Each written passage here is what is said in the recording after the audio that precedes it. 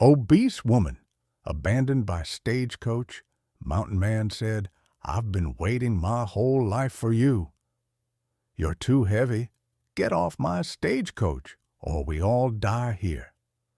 The words struck Prudence Prue Whitmore like a bullet. She sat frozen on the wooden bench of the stagecoach, her round face burning under the stares of the other passengers. The driver, Jake Morrison, pointed straight at her, his fingers shaking with the cold, but his voice cold with cruelty. The wheel had snapped on the narrow mountain pass, the snow beginning to fall in thick, suffocating flakes. The horses steamed with exhaustion, and Jake, desperate to save his own skin, had chosen the easiest sacrifice. "Throw out the fat woman," he spat. "She weighs more than all your trunks combined. If she stays, we don't make it." Gasps filled the coach. One woman whispered, "That's monstrous." But no one moved to stop him. Even Colt Stevens, the guard with a rifle slung across his chest, avoided her eyes. Prue's heart pounded. She had spent her last savings on this ticket, chasing a new life in Silver Creek after years of ridicule and dismissal back east. And now, in the bitter wilderness, she was being discarded like baggage. She begged, voice trembling, "Please, I'll walk beside the wagon, But Morrison yanked open the door, seized her suitcase, and hurled it into the snow. Then, with brutal finality, he shoved her down into the drift. The wheels creaked forward. Hooves struck sparks on rock, and the coach rattled away, carrying warmth, safety, and humanity with it. Prue stumbled to her knees, alone. The wind howled through the pines, carrying with it the distant cry of wolves. Her breath fogged the air. Her thin coat clung uselessly to her heavy frame. Darkness was falling fast. And then, just as despair claimed her, a torchlight flickered among the trees. A towering silhouette stepped out of the forest, broad-shouldered, fur-clad, eyes like blue fire. The mountain man had found her. Prudence Whitmore had never imagined her life would unravel this way, cast out into the wilderness because of the body she carried. She had known ridicule in drawing rooms, in offices, even in church pews. But this was a cruelty that stripped her dignity raw. The snow deepened around her boots as she clutched her small suitcase, her fingers stiff and red. Each breath came in sharp bursts, the air biting at her lungs. She tried to follow the ruts left by the coach wheels, but her legs, unaccustomed to such strain, ached and trembled. Soon the path blurred in the swirling white.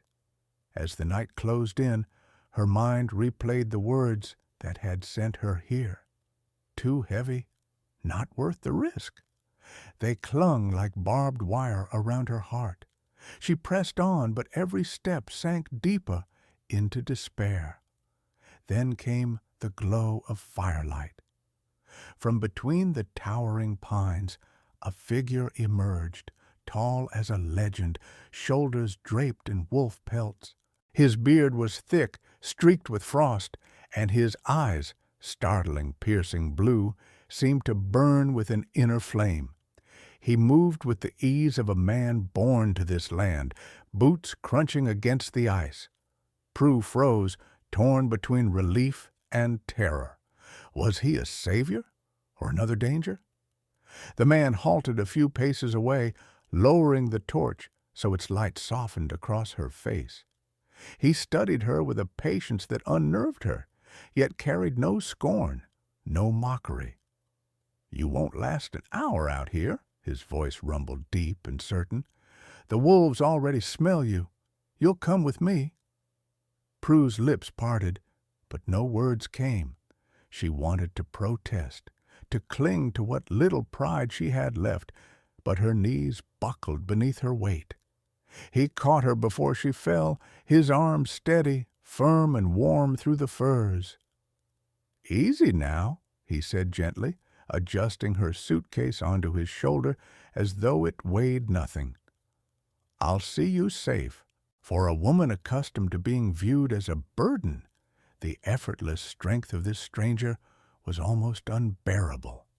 Yet he carried her not with contempt, but with a quiet assurance, like she was not trouble at all, but simply human, worthy of care. The walk to his cabin was long, winding through narrow passes and over streams frozen solid. The night air roared in the trees, and somewhere far off a wolf howled. But each time Prue shivered, the man shifted his torch closer to her, casting a golden circle of warmth between them. Finally, the trees parted to reveal a structure tucked against the mountainside. Not a hovel, not a hunter's lean-to, but a true home. A cabin built of solid logs, smoke curling from its chimney, windows glowing like amber eyes against the snow. Inside, the scent of wood smoke and stew wrapped around her like a blanket. A roaring fire crackled in the hearth, casting shadows that danced across shelves of books, hand-carved furniture, and walls lined with furs. It was a place of solitude, but also of remarkable care. The man set her gently on a sturdy chair near the fire. For a long moment, he simply looked at her, the flames painting his scarred face in gold and shadow. "My name's Jeremiah Stone," he said at last. "Folks down in the valley call me the Mountain Man. I've been alone up here a long time." His gaze lingered, steady, unflinching. "And maybe I was meant to wait for you." Prue's heart faltered, caught between disbelief and something she hadn't felt in years, hope. At dawn, the world outside the cabin lay buried beneath a sheet of white. The storm had passed, leaving behind a silence so complete that Prue could hear the pop of each log in the fire. She had slept deeply for the first time in days, wrapped in blankets that smelled faintly of pine and smoke. When she opened her eyes, Jeremiah was already awake, moving about the cabin with quiet efficiency. He placed a bowl of steaming porridge before her without a word. She hesitated, unused to such thoughtfulness, then whispered a soft, "Thank you." His only response was a nod, yet there was warmth in it. Later, when the sun climbed, he prepared for the trail. "We need supplies," he told her, "and you'll need to learn the land if you're to stay alive here." Stay alive. The phrase sent a shiver down her spine, yet she found herself pulling on the heavy fur cloak he offered. Outside, the cold bit into her cheeks, but Jeremiah's steady stride guided her across the uneven terrain. The mountains were brutal in their beauty. Jagged cliffs rose like the walls of a fortress, rivers lay locked under glassy ice, and the wind tore at her hood until her eyes watered. Prue stumbled often, breath short, legs aching. Each time she faltered, Jeremiah's hand steadied her, large and calloused, his grip sure as stone. Once she slipped on a hidden patch of ice, falling hard to her knees. Shame flooded her. How clumsy, how weak she must look. But Jeremiah knelt beside her, his face unreadable. "The mountain takes what it wants," he said simply. Then he offered his arm, helping her rise as though nothing about her weight or her weakness mattered at all. They pressed onward, climbing narrow trails that wound through dark fir forests. When Prue's steps slowed, Jeremiah drew her closer to the fire he carried in a lantern, its glow fighting back the creeping shadows. The smell of wood smoke and the faint crackle of flame seemed to form a cocoon around them in the endless white. By midday, they reached a ridge where the world stretched open. Snow-laden pines bowed in silence, and the valley far below shimmered under sunlight. Prue stopped, breathless, not only from exertion but from awe. "It's beautiful," she murmured. Jeremiah's gaze lingered not on the mountains, but on her. "A harsh beauty," he said, "but one worth surviving for." That evening, they camped in a small hollow, Jeremiah building a fire while Prue huddled beneath a thick hide. The contrast between the biting air and the crackling warmth wrapped her in strange comfort. When he handed her a piece of bread, rough but warm from the flames, she realized tears had sprung to her eyes. She hadn't been cared for like this in years. The silence stretched between them, not hostile, but deep, like the forest itself. Jeremiah rarely spoke, yet his actions spoke louder than words, adjusting her cloak when the wind cut sharp, breaking trail so she wouldn't sink in the drifts, setting his rifle across his knees as they rested, ever watchful. Prue began to sense a truth about him. He was not cold because he lacked feeling. He was silent because feeling too deeply had once broken him.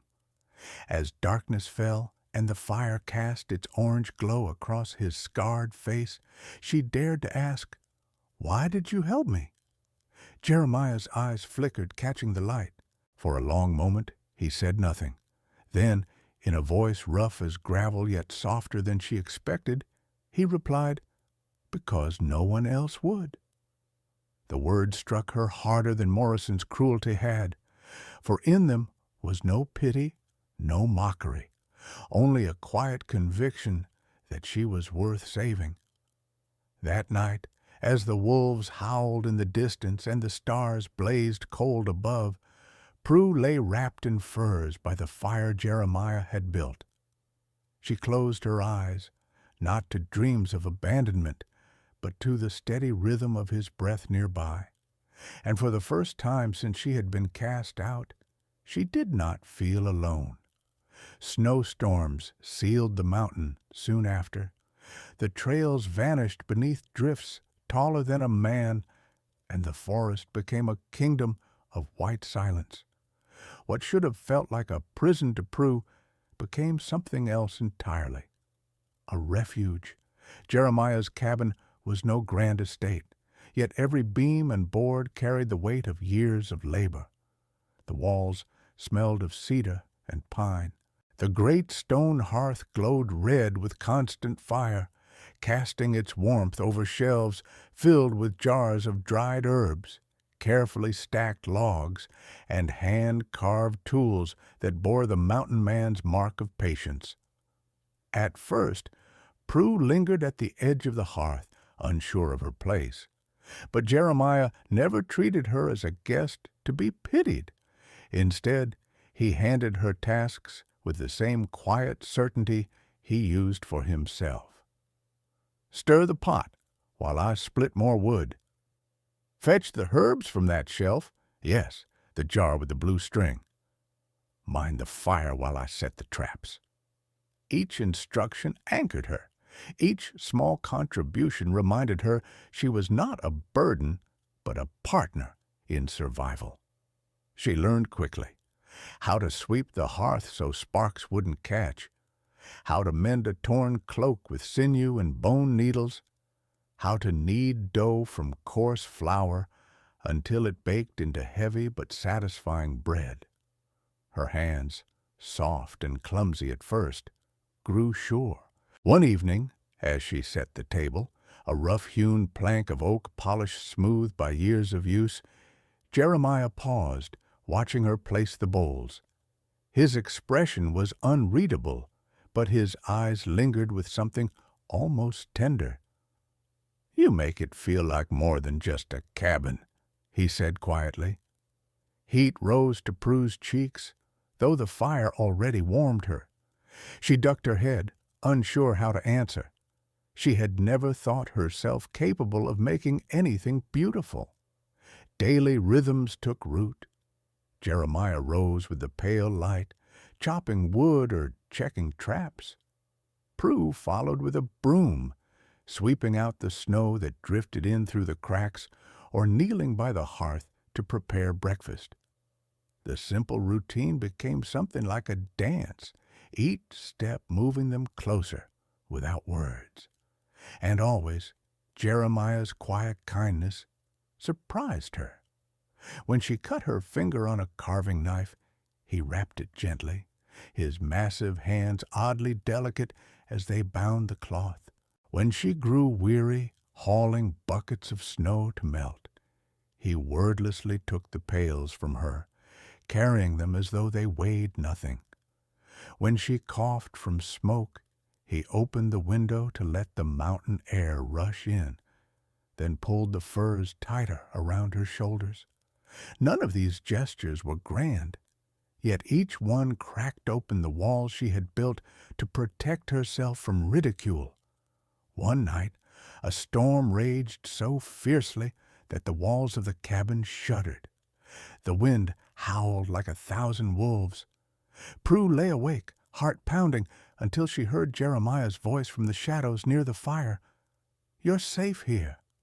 The words were plain, but they struck deep. Safe. She had not felt that since childhood. Slowly, she began to open to him. She told him of her life back east, the office where she had worked until her employer decided her body did not fit the company's image, the endless whispers in church pews, the way people's laughter cut sharper than knives. Her voice trembled as she spoke, shame spilling into the firelight. Jeremiah listened without interruption. Only when she finished did he say, in that steady, unshakable tone, "They were blind. They didn't see you. I do." The silence that followed was heavier than any storm outside. For the first time, Prue felt truly seen, not as a burden, not as an oddity, but as a woman. As winter deepened, so did their closeness. Prue laughed again, softly at first, then freely, when Jeremiah, with uncharacteristic awkwardness, tried to teach her how to split wood and ended up with a log bouncing back to nearly strike his boot. He rarely smiled, but in that moment he did, and she realized how rare and precious such a sight was. The cabin became more than shelter. It became home, a place where Prue's shame began to dissolve into confidence, where Jeremiah's silence turned into companionship, and though neither dared to speak of it yet, the air between them carried an unspoken truth. Something stronger than survival was taking root in the heart of the mountain. By the time the first thaw trickled down the mountainsides, Prue felt as though she had lived a lifetime in Jeremiah's cabin. Yet with spring's approach came more than just melting snow. It carried whispers of the world beyond, and with them, danger. Jeremiah had been gone 3 days, trading furs in the valley. Prue kept the fire alive and tended to the chores, humming softly as she kneaded dough. She almost did not hear the knock at the cabin door. When she opened it, the sheriff of Silver Creek stood before her.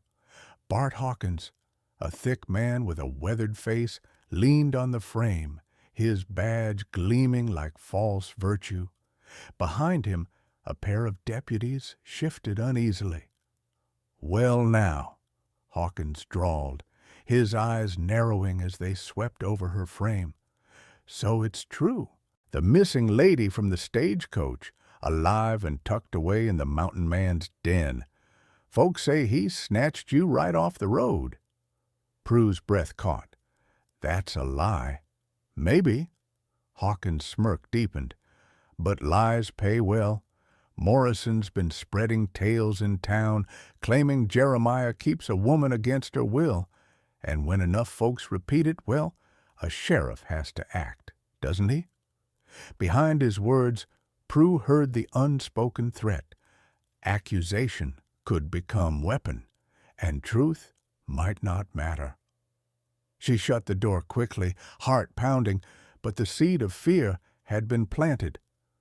When Jeremiah returned, his expression darkened at her shaken retelling. "Morrison," he muttered, jaw tight, "that vulture won't stop until he gets what he wants." "What does he want?" Prue asked. Jeremiah hesitated, then sat heavily by the fire. His eyes, usually steady, turned inward, haunted. "He's after gold. Folks think I know where to find it. Truth is, there's no gold, just graves." Prue frowned, waiting, and so he told her. Of the war he'd fought, the wife he'd buried, the child he never held. Of how he'd fled west, not for riches, but because sorrow had hollowed him out. He had built his cabin not as a fortress of wealth, but as a tomb for the life he had lost. "I swore I'd never let anyone close again," he admitted, voice rough. "But you—" He broke off, eyes flashing toward her with something unguarded, raw. "You've undone me."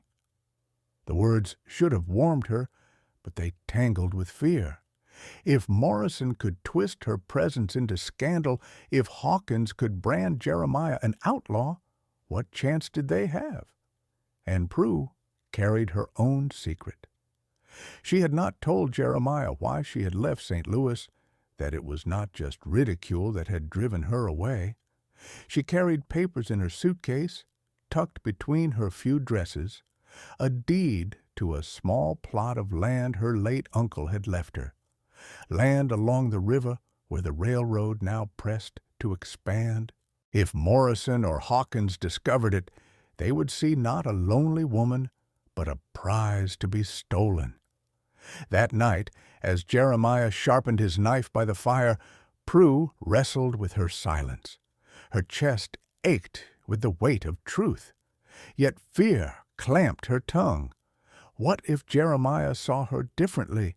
What if he believed she had brought trouble to his door? The mountain had given her safety, dignity, and the first fragile threads of love. But outside forces were stirring, threads pulling tight. For in Silver Creek, Morrison whispered louder each day. He told townsfolk that Jeremiah Stone had chained a woman in his cabin. He told Hawkins that a hidden vein of gold lay somewhere in the mountains. And he swore that if the sheriff raised a posse, they'd not only save the poor woman, but seize fortune beyond measure. Storms brewed on the horizon, not of snow and ice, but of men's greed and lies. And Prue knew sooner or later they would come pounding on the cabin door. The morning broke unnaturally still. No bird sang, no wind stirred. Jeremiah knew before he even stepped outside. Trouble had come. From the ridge above, the glint of rifles flashed. Hooves churned snow as Morrison rode at the front, swagger in his posture, hatred in his eyes. Behind him marched Sheriff Hawkins, half a dozen townsmen, and 3 hired gunmen with faces hard as stone. "Stone!" Morrison's voice carried like a whip crack. "Bring the woman out. We know she's in there, and she's coming home with us." Inside the cabin, Prue's stomach knotted. Jeremiah stood by the door, rifle in hand, his frame filling the shadows. His voice was low, steady. "You don't have to do this. Leave now, and there'll be no blood." Morrison laughed. "Blood's already promised. That fat sow don't belong to you. She belongs in town, where she can testify that you kidnapped her. Unless you'd rather she rot in the snow again?" The word stabbed deep, reviving the shame of that day on the stagecoach. Prue clenched her fists. But before Jeremiah could answer, she stepped forward, pushing past him. "No!" she shouted through the open doorway, her voice cracking yet strong. "I was abandoned. He saved me. I stay because I choose to." A murmur rippled through the townsmen. Morrison's grin faltered. "Don't let her fool you," he barked. "She don't know what she's saying. Stones got her under his spell. Jeremiah's grip tightened on his rifle, but Prue laid her hand on his arm. For once, she did not shrink back. I will not be spoken for. I am no man's burden. I am no man's prisoner. Her voice rose, fierce as the wind outside. This cabin is my home. He is my heart, and I will not leave. Hawkins shifted in his saddle, unease flickering across his face. The deputies exchanged glances. Morrison cursed, realizing the ground was slipping from beneath him. Desperation twisted his features. With a roar, he spurred his horse forward, gun raised. The crack of Jeremiah's rifle split the air. Morrison's hat flew as the bullet tore past, grazing his scalp. His horse reared, throwing him into the snow. Chaos erupted. Gunfire barked. Jeremiah fired from the doorway, every shot deliberate, precise.